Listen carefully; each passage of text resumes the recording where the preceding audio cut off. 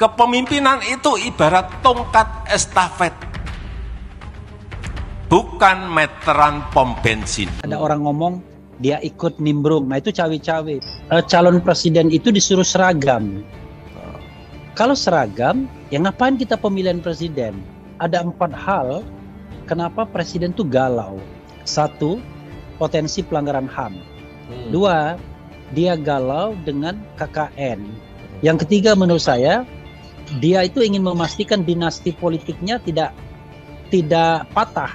Nah yang keempat, dia ingin memastikan bahwa proyek-proyek yang dia tangani saat ini tetap dipegang dia. Presiden seakan-akan menjadi juru bicara salah satu kekuatan. Bagi mereka, perubahan adalah tabu. Jangan pernah mengikut obok-obok siapa pengganti kita. Oh ini harus dilanjutkan, ini harus diganti, bukan tugasnya presiden kok. Baru saya melihat hari ini bahwa presiden petahana akan turun mengorganisasi kekuatan. Ini kultur baru, kalau diikuti kegilaan seperti ini rusak negara ini. Itu berat. Reformasi ini sudah ambles. Si Cepot jadi raja. Ini saya harus kasih tahu cerita si Cepot jadi raja. Gimana ceritanya? Nah ini si Cepot kan, ini dulu disuruh ibunya jual ayam ke pasar. Nah dia bawa ayam nih ke pasar si Cepot. Gluk-gluk-gluk dia lihat rame-rame di kerajaan itu. Ada apa? Rupanya raja mau meninggal. Nah si Cepot karena kecil badannya, dia nyusup sampailah ke depan perbaringan raja itu.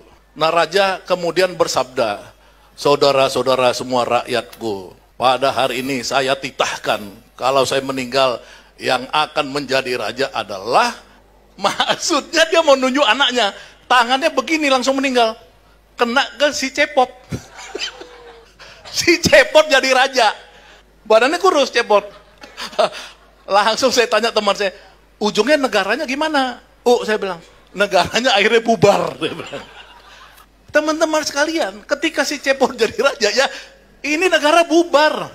Konstruksi dari sebuah sistem sosial yang disebut sebagai negara itu tidak bisa dipimpin oleh orang yang tidak punya kualifikasi, tidak punya political ideal, tidak punya rencana-rencana besar membangun bangsanya untuk kepentingan kemakmuran bersama dan keadilan sosial. Ini yang nggak ada 10 tahun terakhir ini, 9 tahun terakhir. Nah saya memilih di oposisi, saya sudah 9 tahun. Ya, teman-teman mungkin nggak tahu 2016 sebenarnya saya harusnya di penjara juga sama Kiflan Zen, sama Pak Gatot, ada Bung Mojin, dan ditangkap lah saya kan. Karena ini memang saya di zaman Soeharto juga saya udah 3 kali ditangkap dan di penjara. Ya kan, saya pemimpin ITB dulu.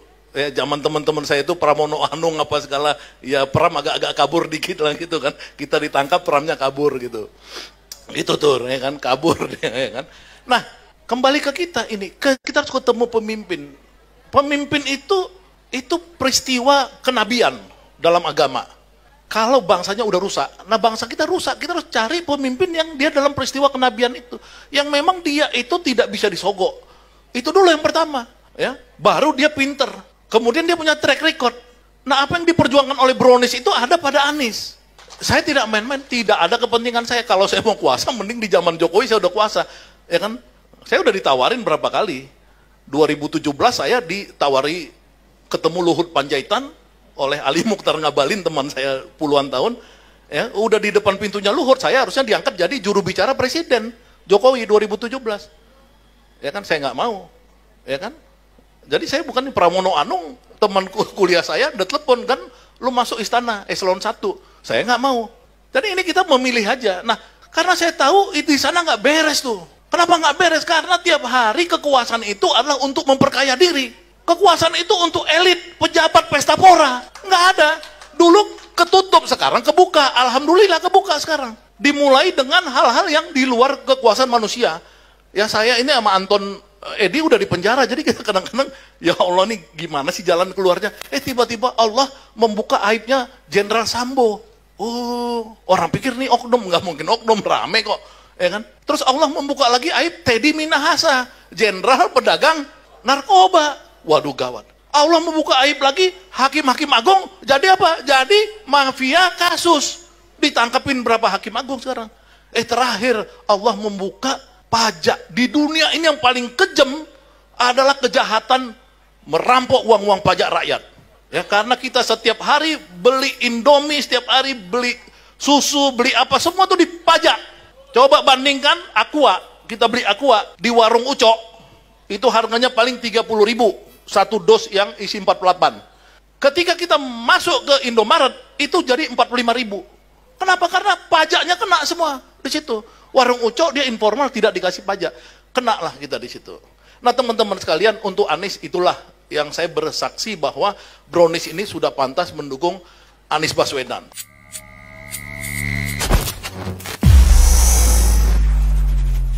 Sahabat semua, kita lihat thumbnailnya. Kita dapat kabar Pak Jokowi menyampaikan sebuah statement yang luar biasa. Jokowi sebut pemimpin selanjutnya harus paham ekonomi. Tentu makro dan mikro ya. Dan tulisan di sebelah sininya tentu bukan statement Pak Jokowi dong. Ini statement penanggapnya. Ya, kita tahu ada seorang jurnalis senior tapi juga pengamat kebijakan publik, Pak Gin-Gin. Pak Gin-Gin respon begini, ya betul, kalau tidak paham jadinya seperti hari ini. Seperti sekarang, seperti Indonesia yang kelabakan untuk bergerak move on kembali. Luar biasa ya. Ini ya saya kira ciri-ciri orang pintar dalam menanggapi sebuah respon ya begini. Luar biasa, kena skakmat ini ya. Dan ya saya kira ini blunder Jokowi, blunder terbaru, terhangat. Dan di berita selanjutnya kita melihat ada kabar bahwa Prabowo Subianto dipersilahkan oleh Pak Jokowi untuk memimpin Indonesia. Barangkali setelah ini bagian Pak Prabowo yang memimpin. Nah, kurang lebih begitulah redaksinya. Nanti ada pembahasannya ya. Luar biasa ya. Seperti bukan dipilih rakyat dong kalau begitu. Kalau nggak dipilih rakyat, dipilih siapa? Jangan-jangan. Ya, itulah yang kita lihat bagaimana bentuk kecurangan Pilpres 2019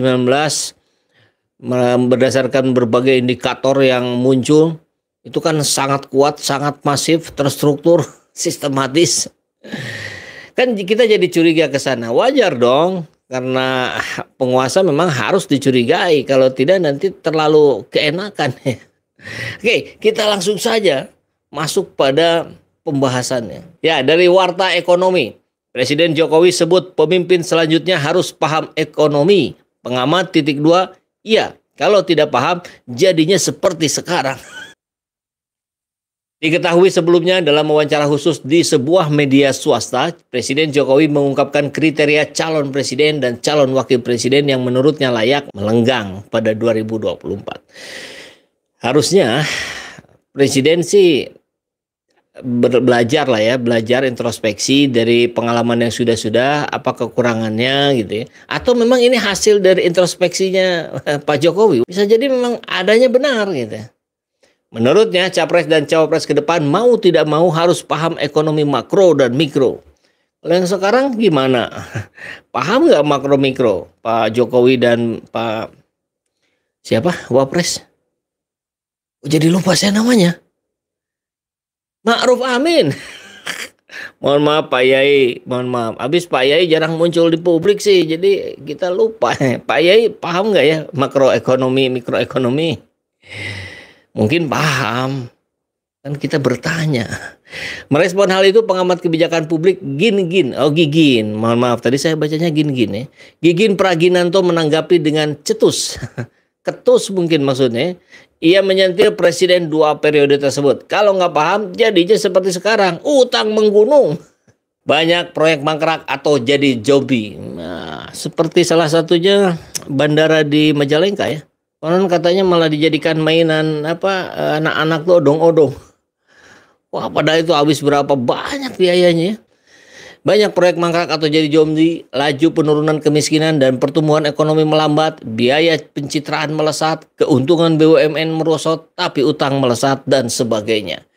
Ya, kalau seorang pengamat bicara seperti ini tentu saya yakin bukan asal bicara, tapi berdasarkan data dan fakta, dan toh saya kira rakyat jelata pun mengerti dan paham kok, merasakan kok apa yang terjadi hari ini.